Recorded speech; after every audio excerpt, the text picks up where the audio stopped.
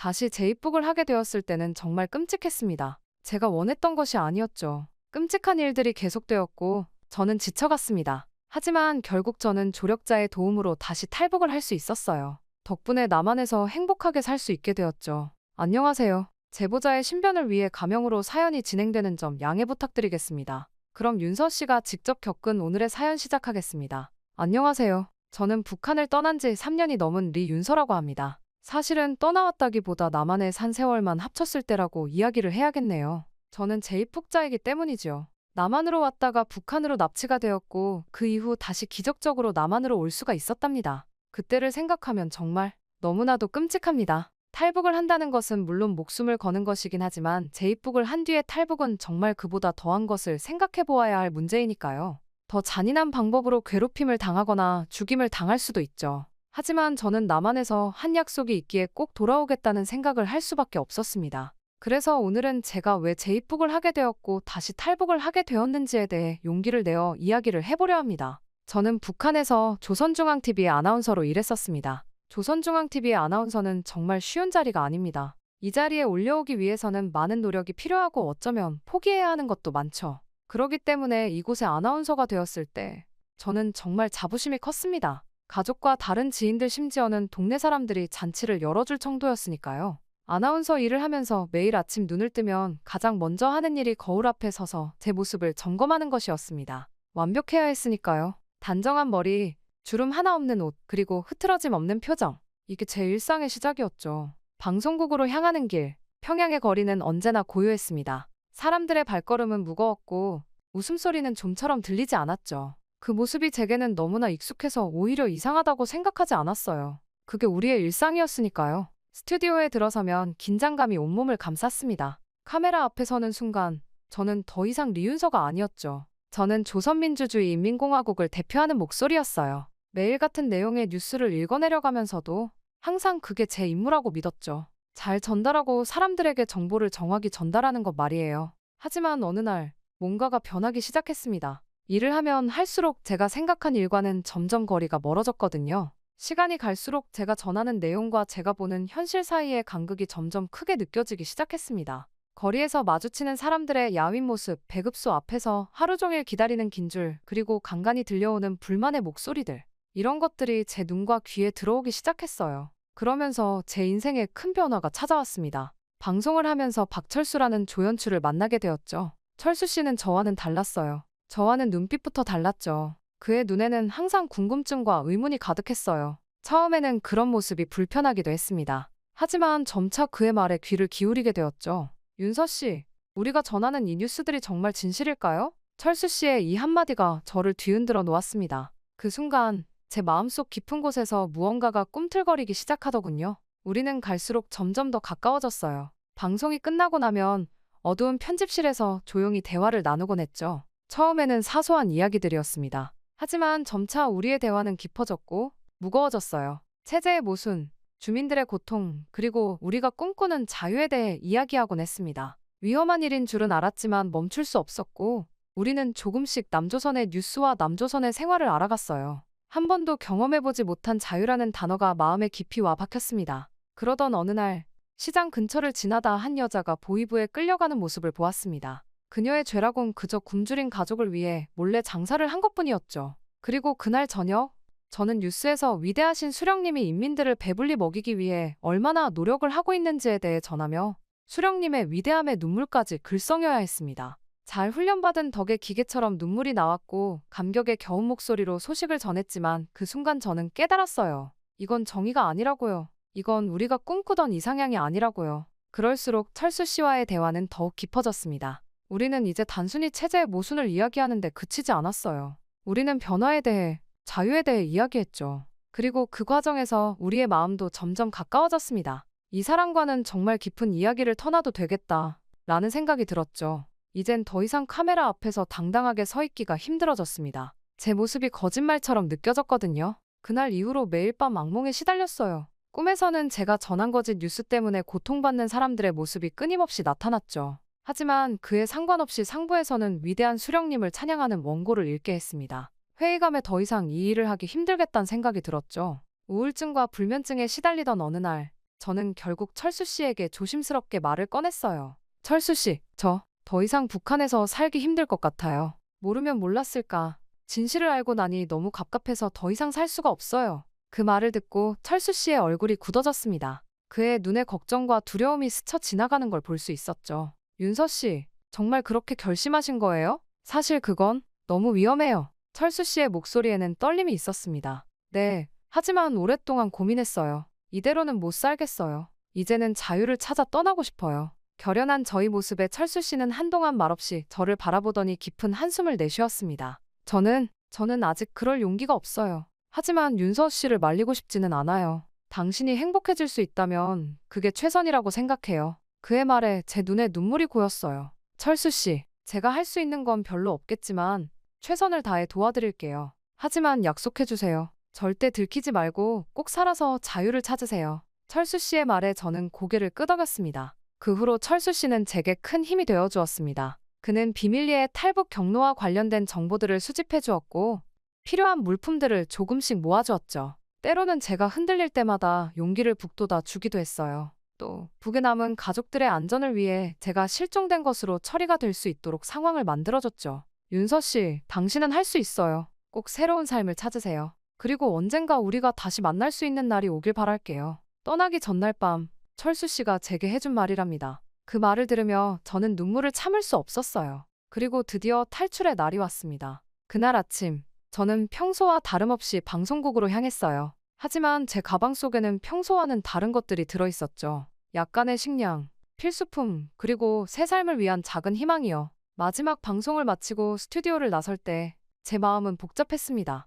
이곳에서의 추억들, 동료들과의 시간들이 주마등처럼 스쳐 지나갔죠. 특히 철수 씨와 나눴던 대화들, 그의 따뜻한 미소가 자꾸 떠올랐지만 이제는 돌이킬 수 없다는 걸 저는 알았습니다. 그렇게 저는 방송국을 나와 미리 약속한 장소로 향했습니다. 그리고 그곳에서 철수 씨가 기다리고 있었죠. 그는 제게 마지막으로 준비한 물품들을 건네주었어요. 작별 인사를 나누는 순간 우리 둘 다 눈물을 참지 못했어요. 윤서 씨, 꼭 자유를 찾으세요. 철수 씨의 마지막 말이 제 가슴에 깊이 새겨졌습니다. 그렇게 저는 혼자 위험한 여정을 시작했습니다. 국경을 향해 가는 길은 험난했어요. 매 순간이 위험으로 가득했죠. 군인들의 검문, 수상한 시선을 보내는 주민들, 그리고 끊임없이 따라오는 죄책감과 두려움. 그리고 마침내 두만강에 도착했을 때 저는 숨을 쉴 수 없을 정도로 긴장했습니다. 강을 건너는 동안 제 온몸은 얼어붙는 것 같았어요. 차가운 물살과 싸우면서도 제 마음속에는 이상하게도 뜨거운 불꽃이 타오르고 있었죠. 자유를 향한 열망이었을까요?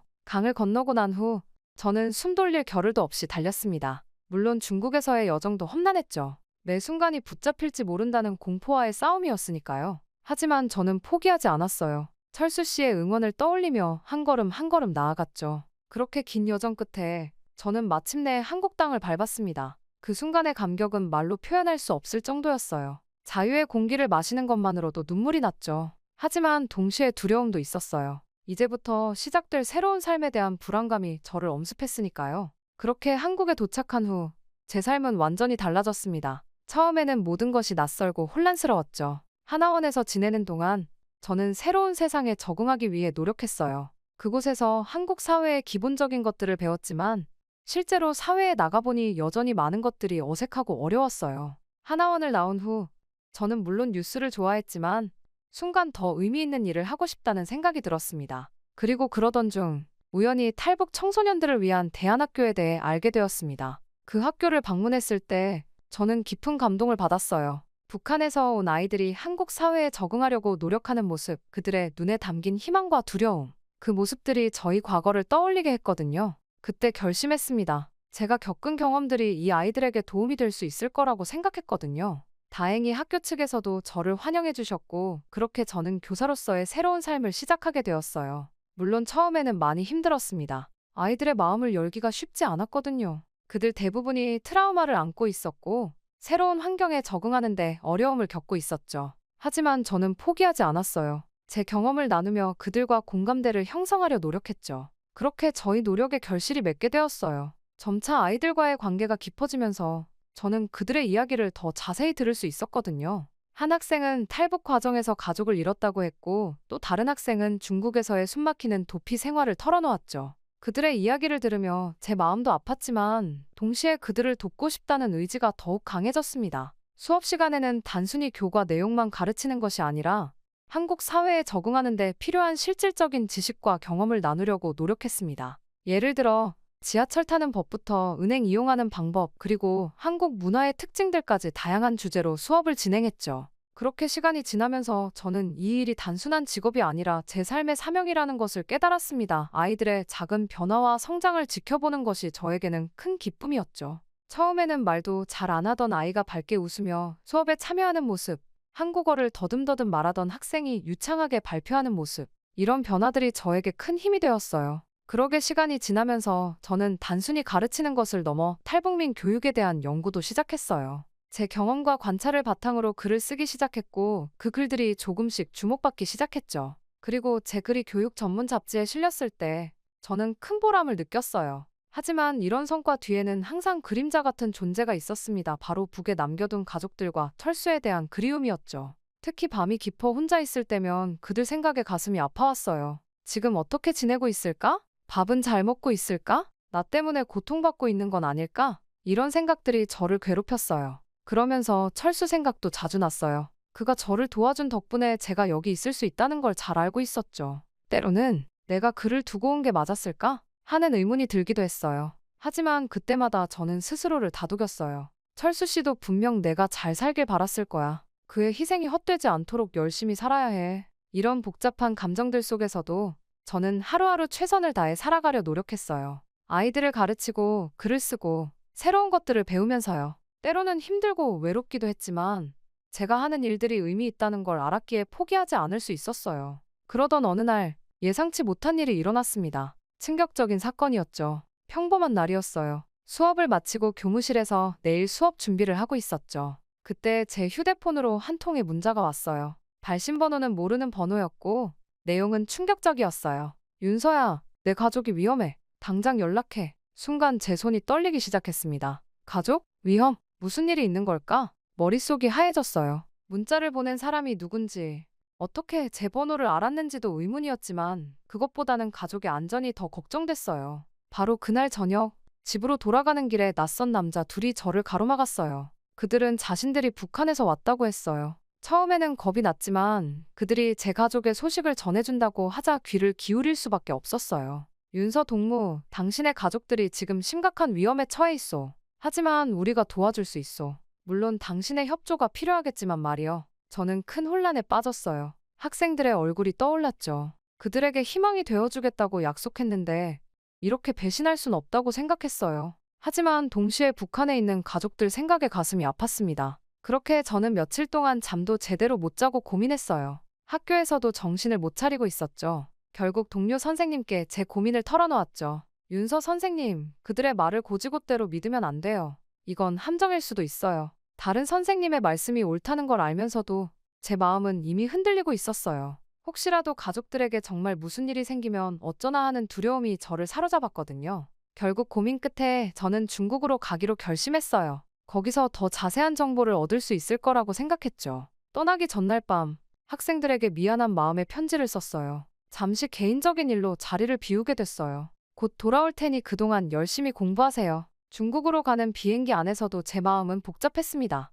이게 정말 옳은 선택일까? 뭔가 이상하다는 느낌이 계속 들었지만 가족을 위해서라면 어떤 위험도 감수할 수 있다고 생각했어요. 중국에 도착해서 약속된 장소로 갔을 때 저는 이미 불안감에 휩싸여 있었어요. 한적한 골목이었는데 뭔가 분위기가 이상했죠. 그때 갑자기 뒤에서 누군가가 제 어깨를 잡았어요. 윤서 동무, 우리와 함께 가야겠소. 돌아보니 낯선 남자들이 저를 둘러싸고 있었어요. 순간 도망갈 생각으로 뒤로 물러섰지만 이미 늦었죠. 한 남자가 재빨리 다가와 제 입을 막았어요. 저는 필사적으로 몸부림쳤지만 그들은 너무 강했어요. 잠깐만요. 제 가족은 어디 있나요? 겨우 입에서 손을 떼고 물었지만 돌아온 건 차가운 웃음뿐이었어요. 가족? 그건 그저 미끼였을 뿐이요. 당신을 데려오기 위한. 그 말을 듣는 순간 제 몸에서 힘이 빠졌어요. 어리석었던 제 자신이 원망스러웠죠. 그들은 저를 억지로 차에 태웠어요. 차 안에서 저는 계속 저항했지만 소용이 없었죠.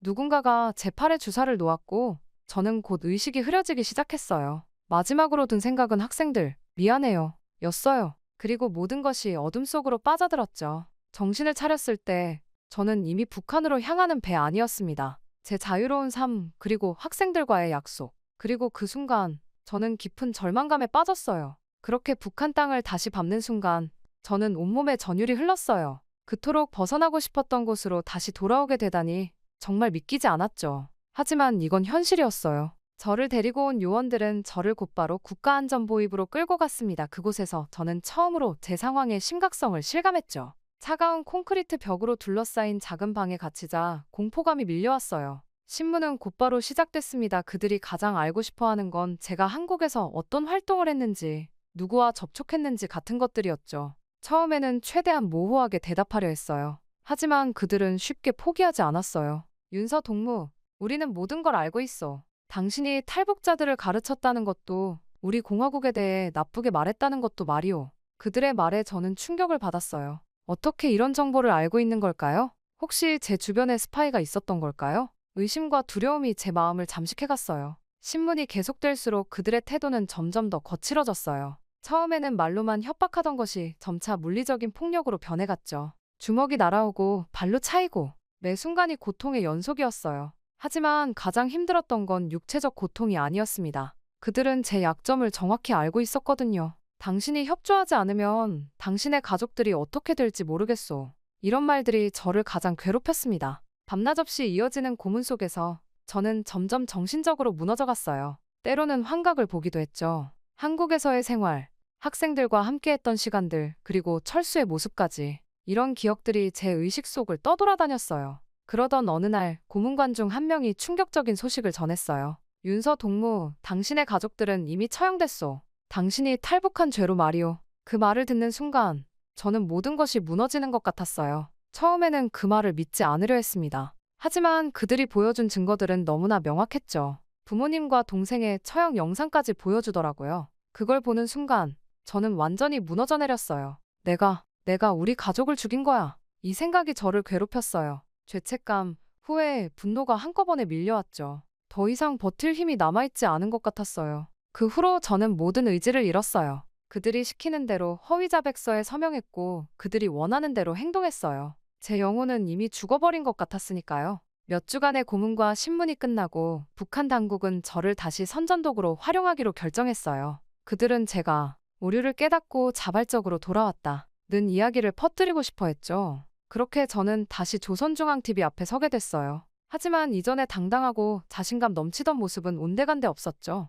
거울 속에 비친 제 모습은 헬쑥하고 공포에 질린 채였어요. 카메라 앞에 섰을 때 저는 그저 기계처럼 그들이 준비한 대본을 읽어내릴 뿐이었어요. 저는 잘못된 선택을 했습니다. 하지만 이제 진정한 낙원인 우리 공화국으로 돌아왔습니다. 이런 말들을 하면서도 제 마음속에서는 끊임없이 눈물이 흘렀어요. 방송 준비를 하던 중 저는 뜻밖의 인물과 마주쳤어요. 바로 철수였죠. 그의 모습을 보자 제 마음이 복잡해졌어요. 반가움, 미안함, 그리고 약간의 원망까지 여러 감정이 뒤섞였어요. 철수는 제게 몰래 다가와 작은 쪽지를 건넸어요. 포기하지 마세요. 우리에겐 아직 희망이 있습니다. 그 짧은 메시지가 제게는 큰 위로가 되었어요. 하지만 동시에 두려움도 커졌어요. 철수가 위험에 처할까봐 걱정되었거든요. 그래서 저는 표정 하나 변하지 않은 채 그를 스쳐 지나갔어요. 하지만 제 마음속에서는 작은 불씨가 다시 타오르기 시작했죠. 그날 이후로 저는 겉으로는 순응하는 척하면서도 내면에서는 탈출의 기회를 노리기 시작했어요.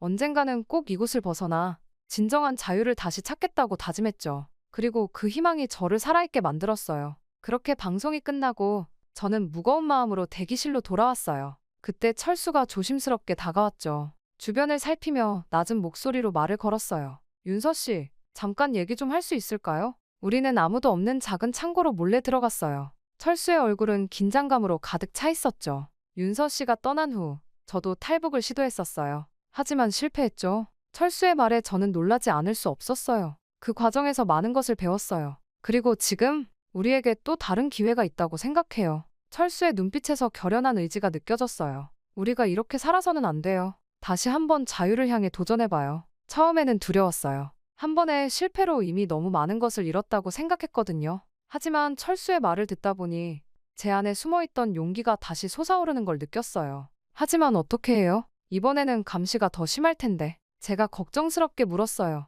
철수는 미소를 지으며 대답했어요. 우리에겐 강점이 있어요. 방송국이라는 공간을 이용할 수 있죠. 여기서 우리는 정보를 얻을 수 있고 움직임도 비교적 자유로워요. 그의 말에 일리가 있다고 생각했어요. 우리는 조심스럽게 계획을 세우기 시작했죠. 매일 조금씩 서로 다른 시간에 만나 정보를 교환했어요. 누군가 의심할 만한 행동은 절대 하지 않으려 노력했고요. 국경 지역 촬영이 있대요. 그때가 우리의 기회가 될 거예요. 어느 날 철수가 흥분된 목소리로 속삭였어요. 우리는 방송국 구석진 창고에서 몰래 만나고 있었죠. 철수의 눈은 기대감으로 반짝였어요. 저는 잠시 생각에 잠겼어요. 국경 지역 촬영? 그곳이라면 탈출할 기회가 생길 수도 있겠다는 생각이 들었죠. 언제예요? 저도 모르게 목소리가 떨렸어요. 다음 주 목요일이에요. 우리에겐 5일의 준비 시간이 있어요. 철수가 말했어요. 우리는 그 자리에서 대략적인 계획을 세웠어요. 필요한 물품들, 이동 경로, 그리고 비상시 대처 방법까지 모든 것을 꼼꼼히 점검했죠.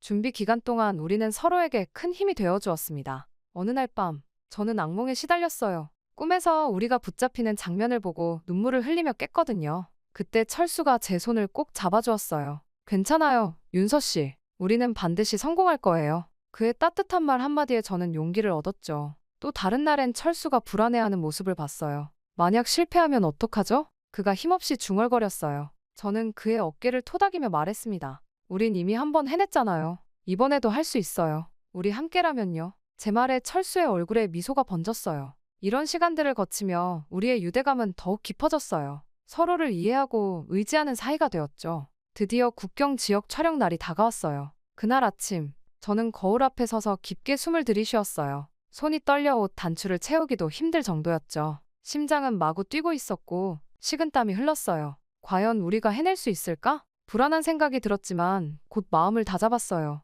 할 수 있어. 우리는 반드시 성공할 거야. 촬영 버스에 올라탔을 때 저와 철수는 서로 눈빛을 교환했어요. 그 눈빛만으로도 우리의 결의를 확인할 수 있었죠. 버스가 국경 지역으로 향하는 동안 저는 창밖 풍경을 보며 마지막으로 계획을 점검했어요. 촬영지에 도착하자마자 우리는 기회를 노렸어요. 카메라 세팅, 장비 이동 등으로 모두가 분주한 틈을 타 우리는 조금씩 무리에서 멀어졌어요. 숨을 죽이며 주변을 살폈죠. 지금이에요. 철수가 낮게 속삭였습니다. 우리는 재빨리 주변의 수풀 속으로 몸을 숨겼어요. 심장이 너무 크게 뛰어서 들킬까 걱정될 정도였죠. 하지만 곧 우리의 실종이 발견되었어요. 윤서 동무가 안 보여. 철수 동무도 없어. 소리치는 목소리가 들렸고 이내 추격이 시작됐어요. 우리는 숨도 제대로 쉬지 못한 채 필사적으로 달렸어요. 수풀을 헤치고 돌밭을 지나고 작은 개울도 건넜죠. 뒤에서 들리는 고함 소리와 발자국 소리가 점점 가까워졌어요. 하지만 우리는 멈출 수 없었어요.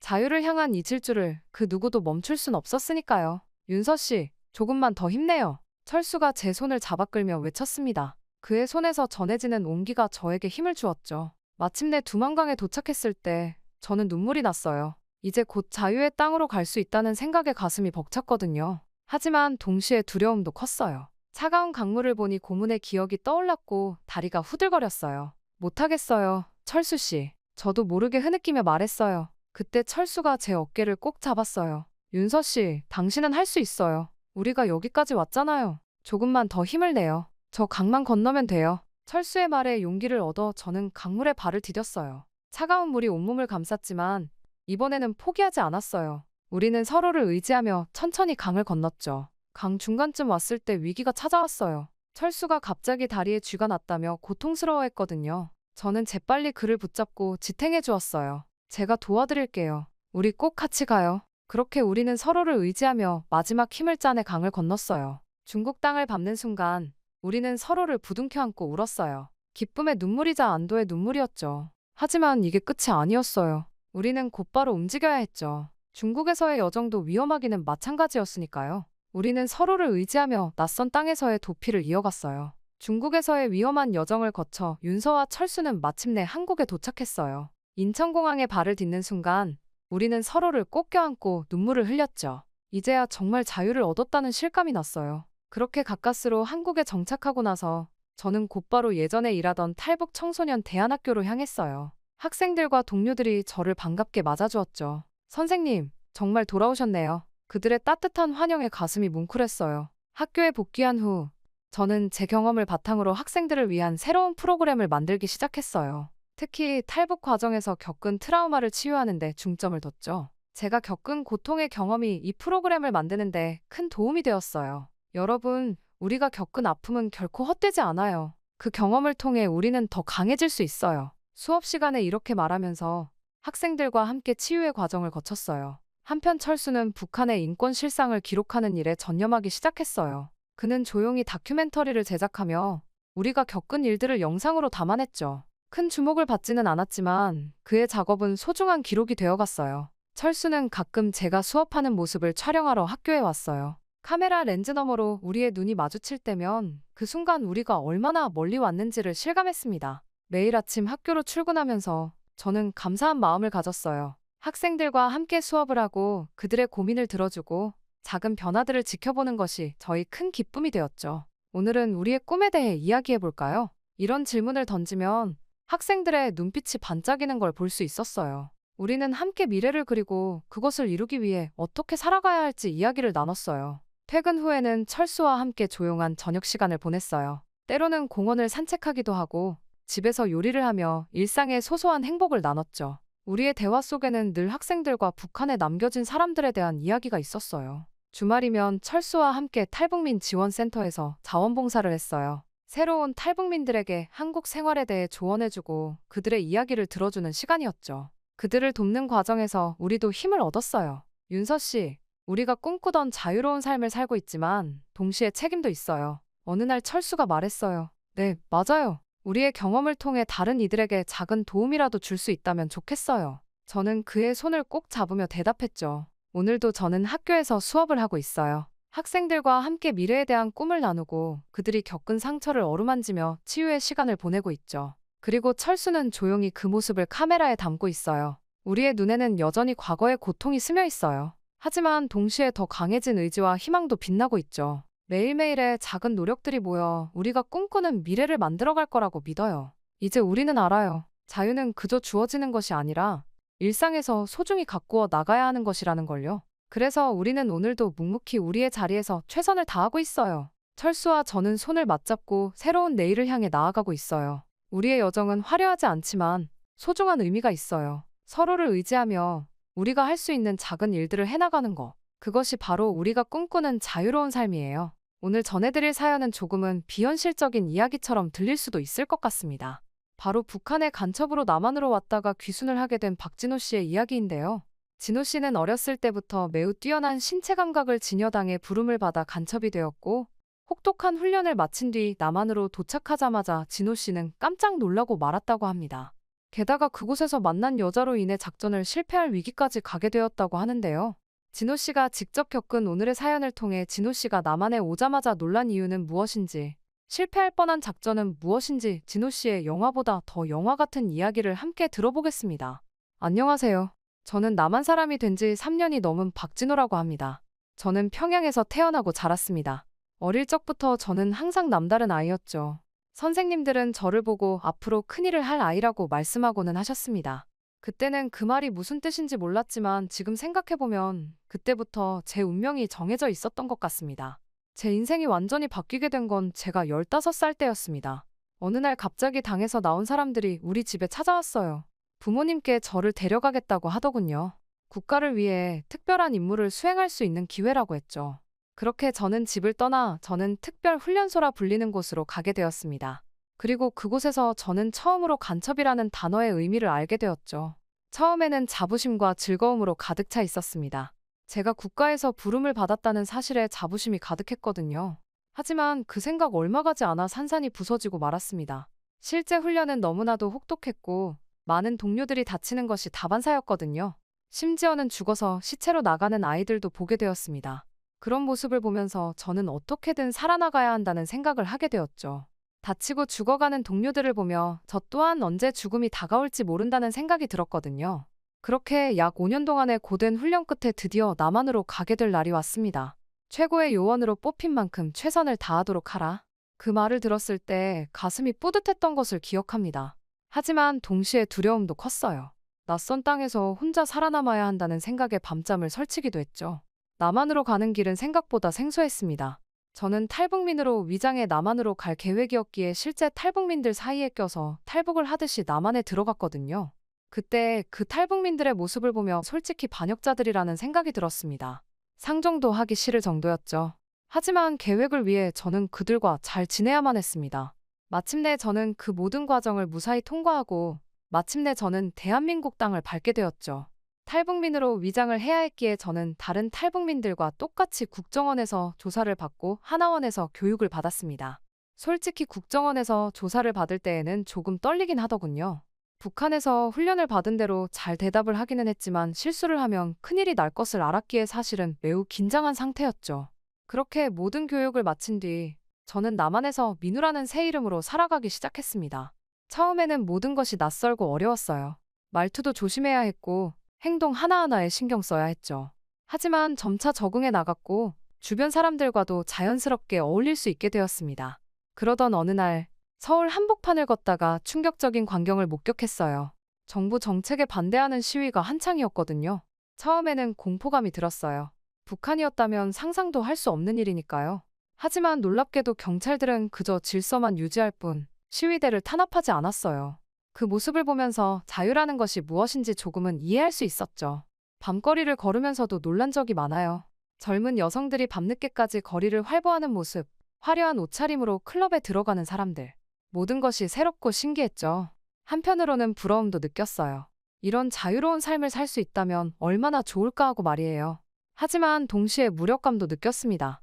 저에게 임무보고를 주기로 한 까마귀에게서 연락이 없었기 때문이죠. 그가 처음이자 마지막으로 준 연락은 명령이 떨어질 때까지 대기하라는 것뿐이었습니다. 이후로는 며칠이고 연락이 없었죠. 그러면서 제 인생은 180도 바뀌었습니다. 임무가 떨어질 때까지 생존하는 것이 목표가 되었으니까요. 제가 가장 먼저 한 일은 작은 분식집에서 일을 시작한 것이었습니다. 떡볶이와 김밥을 만들며 한국 음식의 기본을 배웠죠. 손님들과 대화하면서 자연스럽게 서울말씨도 익혔고요. 매일 밤 요리책을 보며 공부했습니다. 이게 제 새로운 삶의 시작이었죠. 그 후 5년 동안 저는 다양한 레스토랑을 전전하며 경력을 쌓았어요. 한식당, 일식당, 프렌치 레스토랑까지 각각의 경험이 저를 성장시켰죠. 특히 프렌치 레스토랑에서 보낸 1년은 정말 눈이 휘둥그레지는 경험이었어요. 코스 요리의 세계, 와인 페어링, 테이블 매너, 모든 게 새로웠죠. 그렇게 5년이 흘러 저는 레스토랑 전문가가 되었어요. 하지만 동시에 제 안에는 두 개의 정체성이 자리 잡았죠. 충실한 북한 요원으로서의 저와 한국 사회에 적응한 레스토랑 전문가로서의 저. 이 두 정체성 사이에서 늘 갈등했습니다. 연락이 없는 까마귀와 나만의 일상 속에서 저는 계속해서 저희 정체성을 잃지 않기 위해 고군분투했습니다. 북한의 가족 사진을 들여다보며 제가 여기에 온 이유를 잊지 않으려 했죠. 그러던 어느 날 드디어 임무가 떨어졌습니다. 까마귀로부터 연락이 온 것이었죠.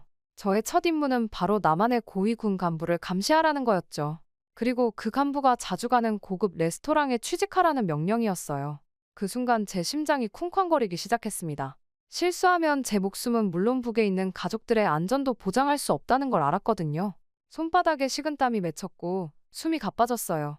그리고 그 고급 레스토랑에 들어가기 위해 정말 미친 듯이 노력했습니다. 밤새 와인 공부를 하고 프랑스어 발음을 연습했어요.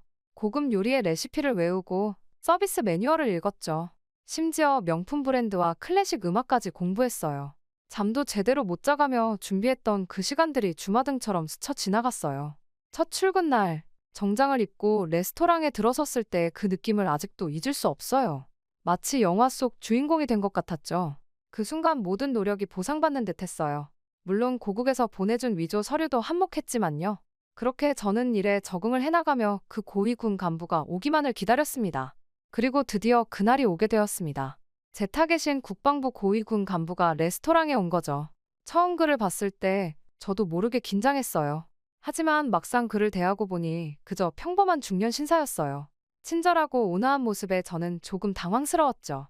시간이 지날수록 그 간부님은 저를 눈여겨보셨습니다. 그럴 수밖에 없었죠. 그의 취향은 이미 다 파악한 지 오래였으니까요. 그래서 그는 제가 와인을 추천하고 음식에 대해 설명할 때마다 만족스러워했습니다. 어느 날은 저를 따로 불러 이야기를 나누셨죠. 고향이 어디냐, 가족은 어떻게 되냐, 그런 질문들을 하셨어요. 저는 준비해온 거짓말로 대답했지만 들킬까봐 조마조마했습니다. 그러는 와중에 한 여성 직원이 제 눈에 들어왔습니다. 바로 소믈리에로 일하는 한소연이었죠. 그녀는 정말 대단했어요. 와인에 대한 지식은 물론이고 손님들을 대하는 태도가 너무나 프로페셔널했거든요. 소연 씨는 제가 한국 생활에 더 잘 적응하는 데 많은 도움을 주었어요. 덕분에 저는 더욱 빠르게 한국 사회에 녹아들 수 있었죠. 그러면서 자연스럽게 그녀에 대한 사랑의 감정이 싹트기 시작했습니다. 5년 동안 한 번도 여자에게 눈길조차 준 적이 없던 저는 이러한 스스로의 감정을 밀어넣고 자책할 정도였죠.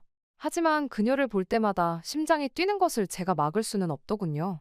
한 번은 제가 주방에서 필요한 것을 꺼내다가 실수로 넘어지며 옆에 뜨거운 국물을 쏟아 손에 화상을 입은 적이 있는데 소연 씨가 그 모습을 보더니 차가운 얼음을 가지고 바로 달려와 제 손에 열기를 식혀주더군요.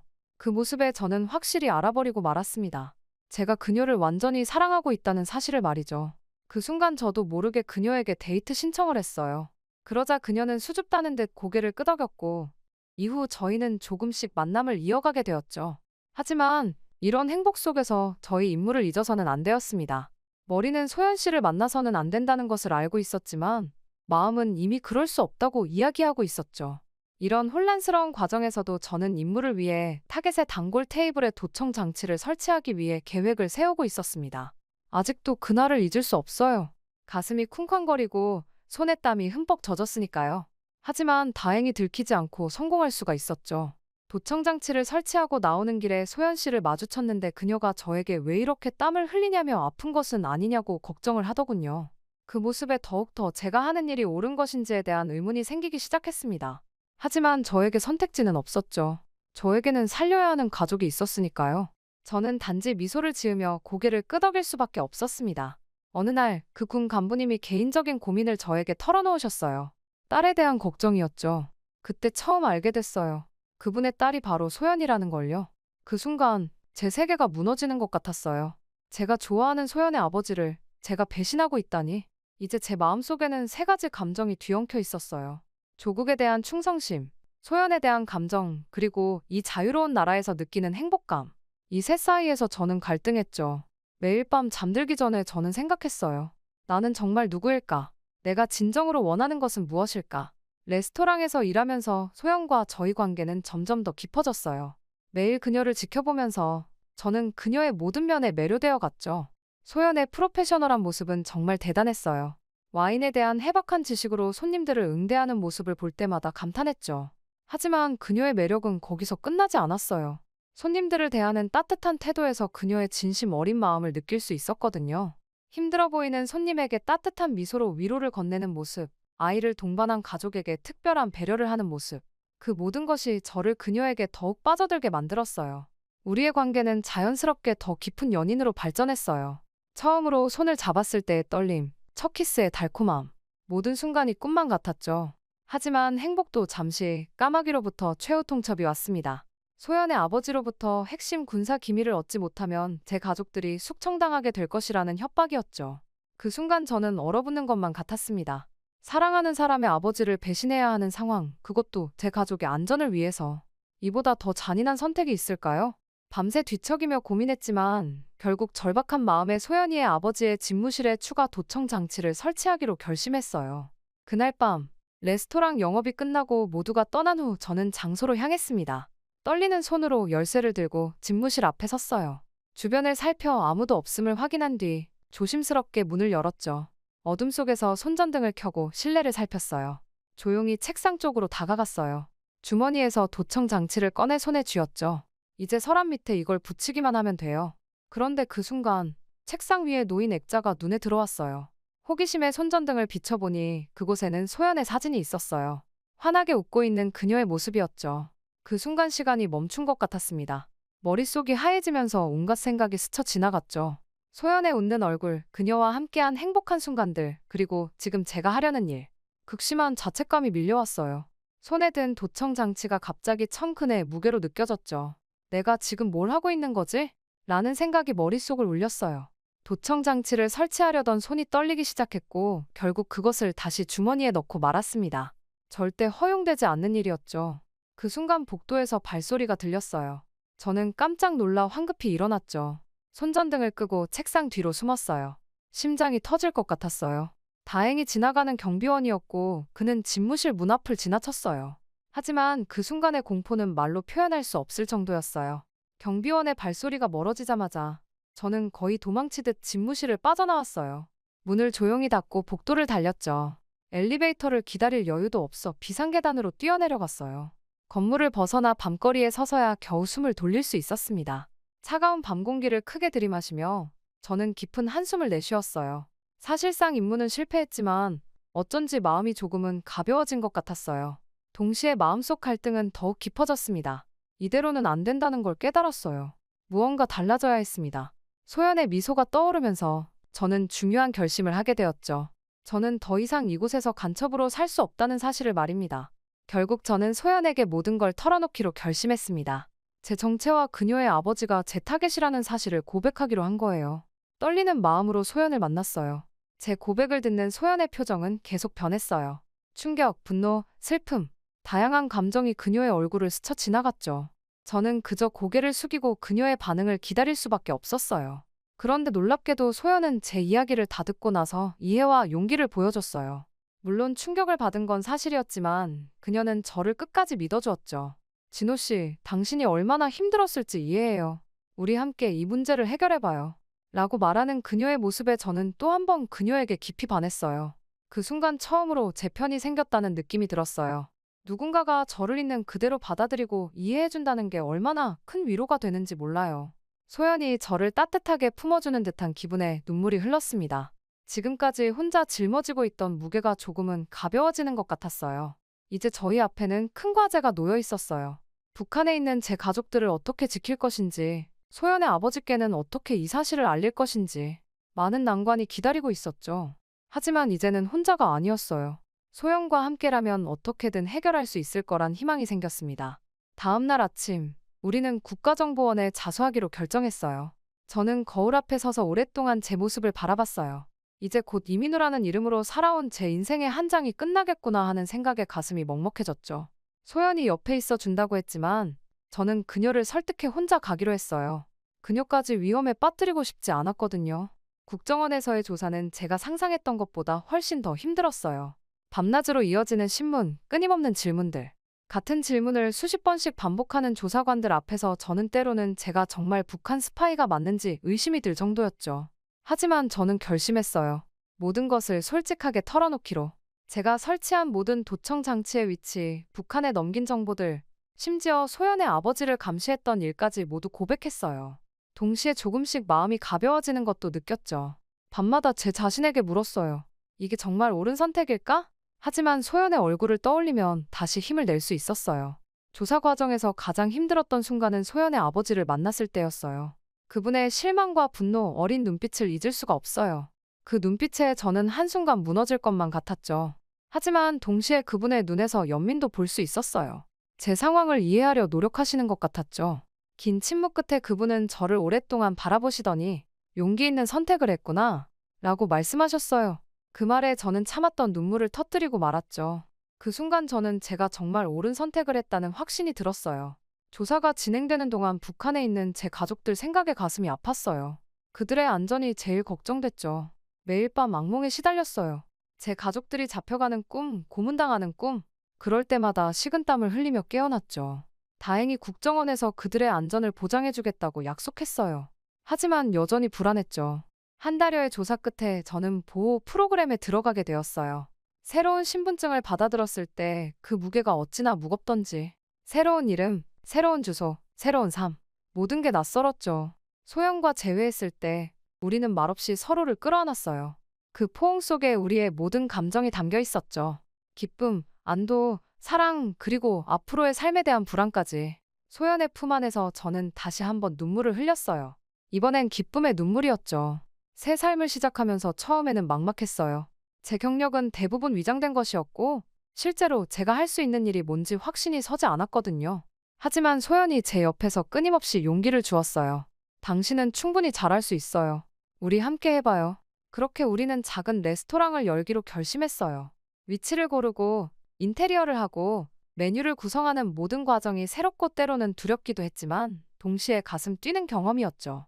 우리는 그 레스토랑에 새로운 시작이라는 이름을 붙였어요. 제 인생의 전환점을 의미하는 이름이에요. 레스토랑 메뉴를 구성할 때는 정말 많은 고민을 했어요. 5년 동안 여러 레스토랑에서 쌓은 경험을 살려 다양한 요리를 선보였죠. 한식, 양식, 일식 등 제가 배운 모든 것을 녹여 넣었어요. 특히 와인 페어링에 신경을 많이 썼는데 이건 소연의 전문 분야니까요. 메뉴를 만들면서 우리는 밤새 토론하고 실험하고 때로는 다투기도 했어요. 하지만 그 과정이 너무나 즐거웠죠. 처음에는 손님이 많지 않았어요. 매일 밤 빈 테이블을 바라보며 불안해했죠. 하지만 우리는 포기하지 않았어요. 매일 조금씩 메뉴를 개선하고 서비스를 향상시켰죠. 점점 입소문이 나기 시작했어요. 저희 레스토랑만의 특별한 분위기와 정성스러운 요리가 사람들의 마음을 사로잡았어요. 특히 소영과 제가 직접 손님들을 대하는 친절한 서비스가 큰 호평을 받았죠. 레스토랑을 운영하면서 저는 요리 이상의 것을 배웠어요. 사업 운영의 기술뿐만 아니라 직원 관리, 고객 서비스, 그리고 무엇보다 자유시장 경제의 실제를 체험했죠. 북한에서는 상상도 할 수 없었던 경험이었어요. 때로는 힘들 때도 있었지만 소영과 함께라면 어떤 어려움도 이겨낼 수 있을 것 같았어요. 우리 레스토랑은 단순한 식당 이상의 의미를 갖게 되었어요. 사람들이 모여 이야기를 나누고 서로의 문화를 이해하는 공간이 된 거죠. 때로는 손님들과 대화를 나누며 조심스럽게 제 과거 이야기를 꺼내기도 했어요. 처음에는 두려웠지만 많은 사람들이 이해와 공감의 눈빛을 보내주었죠. 이런 대화를 통해 사람들이 북한에 대해 그리고 통일에 대해 생각해보는 계기가 되었어요. 어떤 손님은 제 이야기를 듣고 눈물을 흘리기도 했고 어떤 손님은 제게 새로운 관점을 알려주기도 했죠. 이런 모습을 보면서 우리가 작지만 의미 있는 일을 하고 있다는 생각에 가슴이 뿌듯해졌어요. 새로운 삶을 시작한 지 1년이 지났을 때 우리는 큰 결심을 하게 되었어요. 바로 결혼이었죠. 물론 쉬운 결정은 아니었어요. 제 과거 그리고 여전히 북에 있는 제 가족들 때문에 많은 고민이 있었죠. 내가 과연 소연에게 행복을 줄 수 있을까? 우리 결혼이 소연의 가족에게 피해를 주지는 않을까? 이런 생각들로 몇 날 며칠을 고민했어요. 하지만 소연은 늘 그랬듯이 제게 힘이 되어주었어요. 우리의 사랑이 모든 것을 이겨낼 수 있어요. 당신과 함께라면 어떤 어려움도 극복할 수 있어요.